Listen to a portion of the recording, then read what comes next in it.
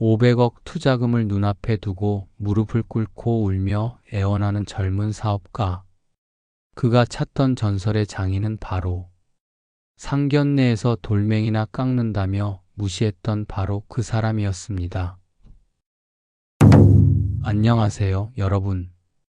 오늘 들려드릴 이야기는 정말 충격적입니다. 겉으로 보이는 것만으로 사람을 판단하면 얼마나 큰 실수를 하는지, 그리고 진정한 장인 정신의 가치가 무엇인지 깨닫게 해주는 이야기입니다. 제 이름은 박서준, 올해 38입니다. 인사동의 낡은 상가 한 구석에서 15년째 청산인각이라는 작은 공방을 운영하며 서예와 전각을 하고 있습니다. 많은 분들이 전각이 무엇인지 궁금해하실 텐데, 돌이나 나무에 글씨를 새겨 도장을 만드는 전통 예술입니다. 디지털 시대의 구식으로 여겨지지만 저에게는 아버지로부터 물려받은 소중한 가업이자 평생의 업입니다.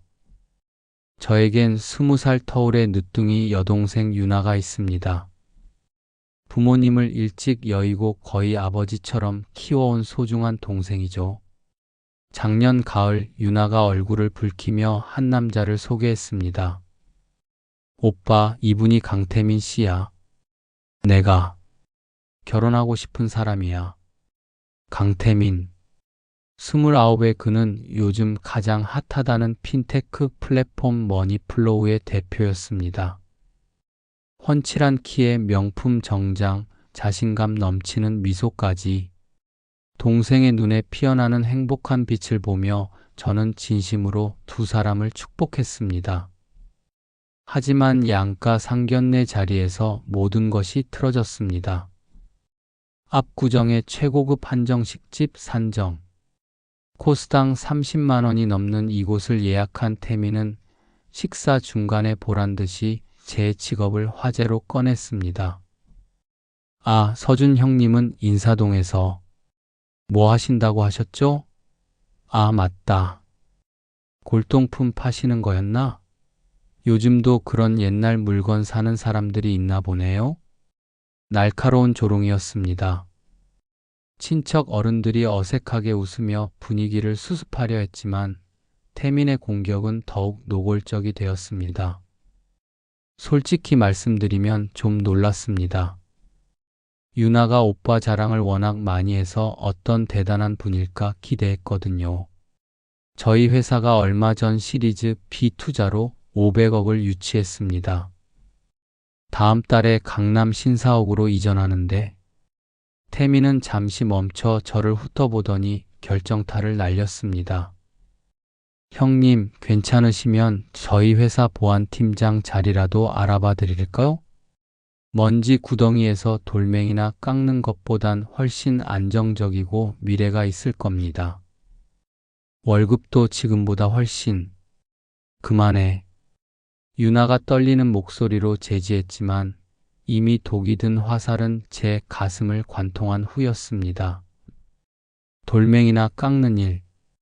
제가 평생 바쳐온 전각을 15년간 쌓아온 장인 정신을 한마디로 폄하하는 말이었습니다. 여러분, 그 순간의 굴욕감을 어떻게 표현해야 할지 모르겠습니다. 하지만 저는 이 자리에서 화를 내면 동생의 결혼이 망가질까봐 주먹을 꽉 쥔 채 아무 말도 하지 않았습니다. 한 달 후 강태민은 인생 최고의 순간을 맞이하고 있었습니다. 국내 재계 서열 3위 태화그룹과의 500억 투자 계약이 코앞에 다가온 것입니다. 언론들은 IT계의 신데렐라, 차세대 유니콘의 탄생이라며 연일 그를 조명했습니다. 투자 최종 승인 미팅. 태화그룹 김동철 회장이 직접 회의실에 나타났습니다. 업계에서 살아있는 전설로 불리는 그였습니다. 강 대표, 아주 인상적이야. 젊은 패기가 마음에 들어. 김 회장의 호평에 태민은 자신만만한 미소를 지었습니다. 투자는 예정대로 진행하겠네. 다만 회장이 안경 너머로 그를 지그시 바라보며 말했습니다. 한 가지 조건이 있어. 어떤 조건이든 맞춰드리겠습니다, 회장님. 이번 계약서와 함께 우리 회사 법인 인감 2개를 새로 만들어야 해. 내 회사 것과 우리 회사 것. 단, 반드시 청산 선생께 직접 의뢰해서 말이야. 태민은 처음 들어보는 이름이었습니다. 한 달 안에 2개의 옥새를 내 눈앞에 가져와. 이게 투자의 마지막 조건이야. 태민은 대수롭지 않게 생각했습니다. 고작 도장 2개쯤이야. 하지만 그 순간부터 지옥이 시작되었습니다. 비서실을 총동원해 청산을 수소문했지만 그의 정체는 완전히 베일에 쌓여 있었습니다. 어떤 언론에서도 찾을 수 없었고 오직 극소수 VVIP들만이 그를 알고 있었습니다. 청산의 작품 하나가 수억 원을 호가한다더군. 재벌가에서도 줄 서서 기다린다는 소문이. 신의 손이라고 불리는 전설적인 장인이야. 시간은 무정하게 흘러갔고 김 회장의 재촉은 날로 심해졌습니다. 강 대표, 아직인가? 청산 선생을 모셔오는 것도 못하면서 어떻게 대기업과 파트너십을 하겠다는 건가? 회장의 차가운 목소리에 태민의 등줄기로 식은땀이 흘렀습니다. 500억 투자, 강남 신사옥, 코스닥 상장. 모든 꿈이 청산이라는 미지의 인물에게 달려 있었습니다. 필사적으로 인맥을 동원한 끝에 마침내 태민은 극비 정보 하나를 입수했습니다. 인사동 한 구석에 청산인각이라는 공방이 있다더군. 거기가 바로. 사흘밤을 새운 태민은 퀭한 눈으로 낡은 상가 건물 앞에 섰습니다. GPS가 가리키는 곳은 허름한 지하 상가였습니다. 이런 누추한 곳에 그 전설적인 장인이? 간판도 제대로 없는 문 위로 빛바랜 현판에 청산인각이라는 글씨가 겨우 보였습니다. 태민은 의심을 품은 채 문을 거칠게 열고 들어섰습니다. 공방 안은 고요했고 은은한 먹 냄새와 함께 한 남자가 작업대 앞에서 돌을 조각하고 있었습니다. 바로 저 박서준이었습니다. 아니, 형님이 왜 여기 계십니까? 태민은 경멸적인 표정으로 쏘아붙였습니다. 여기가 그 청산이라는 노인네 작업실 맞습니까? 지금 주인장 좀 만나야 하니까 잠시 자리 좀 비켜주시죠. 중요한 비즈니스니까. 저는 하던 일을 멈추고 천천히 고개를 들었습니다. 그리고 조각하던 돌을 내려놓으며 나지막이 말했습니다. 돌아가게, 강 대표. 이곳에는 자네가 찾는 사람은 없어. 형님, 지금 장난하십니까? 태민이 비웃으며 말했습니다. 제가 누군지 잊으셨어요? 500억짜리 사업가라고요. 당장 주인장을 안 부르면 이 가게에서 당장 내쫓을 수도 있습니다. 그때였습니다. 제 등 뒤 벽에 걸린 수많은 작품들 사이로 태민의 눈에 익숙한 낙관 하나가 들어왔습니다. 태화그룹 김 회장의 집무실에서 보았던 바로 그 청산의 도장이었습니다. 그리고 그 옆에 걸린 힘차고 고고한 서의 작품 아래에도 똑같은 낙관이 찍혀 있었습니다. 그 순간 태민의 머릿속에서 모든 퍼즐 조각이 맞춰졌습니다. 청산인각의 청산, 돌멩이를 깎던 처남, 전설의 장인. 아, 아니야. 설마. 태민의 얼굴이 하얗게 그리고 파랗게 변해갔습니다. 그는 믿을 수 없다는 듯 손가락으로 저를 가리키며 더듬거렸습니다. 설마, 형님이, 당신이 청산입니까? 저는 아무 대답 없이 다시 작업대 위에 돌을 집어들었습니다. 그러자 태민은 와르르 무너지듯 그 자리에 주저앉았습니다. 잠시 후 그는 제 앞으로 기어오다시피 다가와 바짓가랑이를 붙잡았습니다.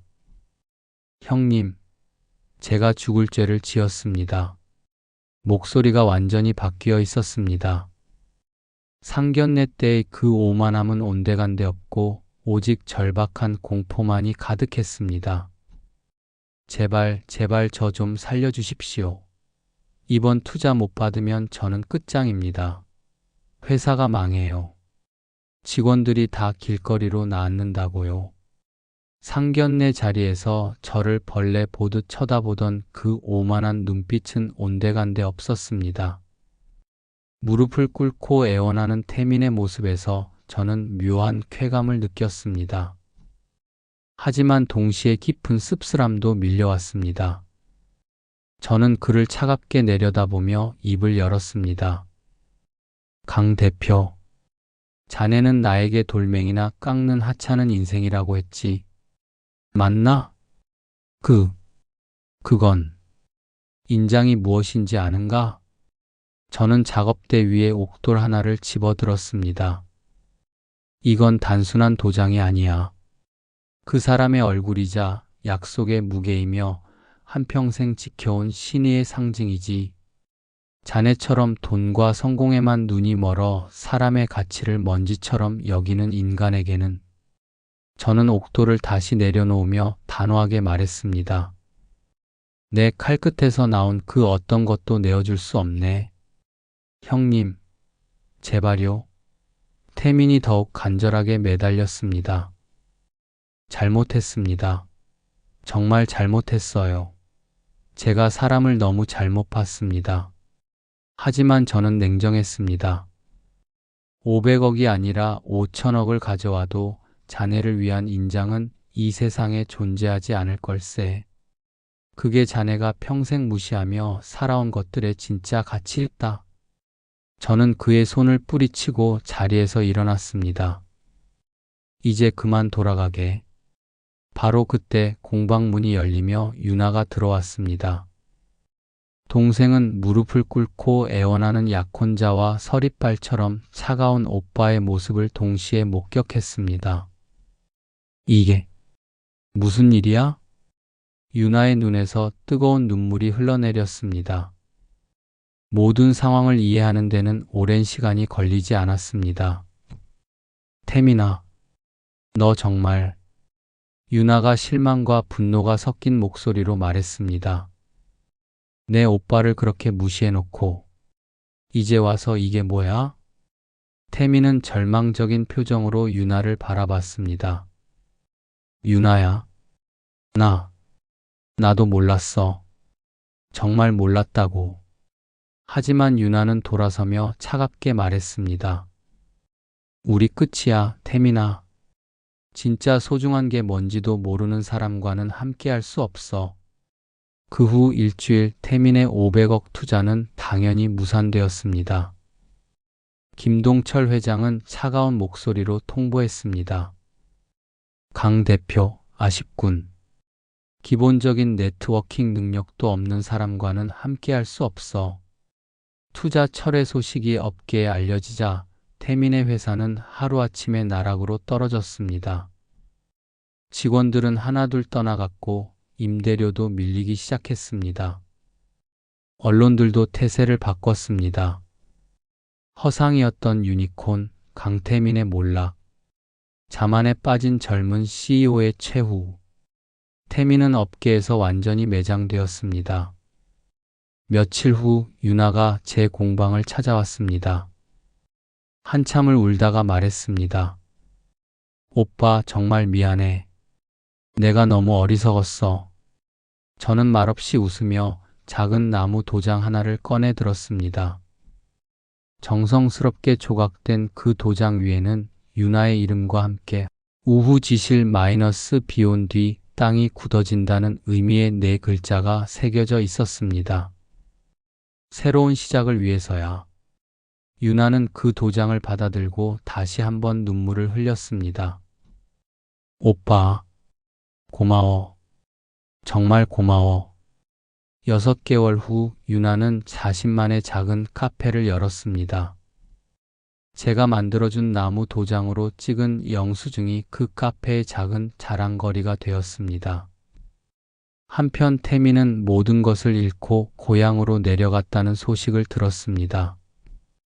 어쩌면 그곳에서 진짜 겸손함을 배울 수 있을지도 모르겠습니다.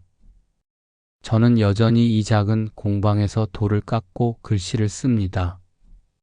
세상 사람들이 구식이라고 부르는 이 일이 때로는 500억보다도 큰 힘을 가질 수 있다는 것을 이번 일로 다시 한번 깨달았습니다. 진정한 가치는 겉으로 드러나는 화려함이 아니라 오랜 시간 묵묵히 쌓아온 진정성에서 나오는 것이니까요. 제 칼끝에서 오늘도 새로운 이야기들이 태어나고 있습니다. 여러분 어떠셨나요?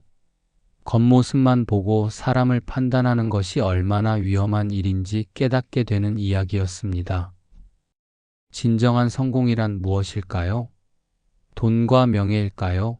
아니면 한 분야에서 묵묵히 쌓아온 장인 정신일까요? 태민처럼 오만했던 젊은이들도 결국 현실 앞에서는 무릎을 꿇을 수밖에 없습니다. 하지만 박서준 씨처럼 자신의 길을 묵묵히 걸어온 사람들은 언젠가 그 진가를 인정받게 되죠. 여러분도 평소에 주변 사람들을 어떤 기준으로 판단하고 계신가요? 겉으로 보이는 것들일까요?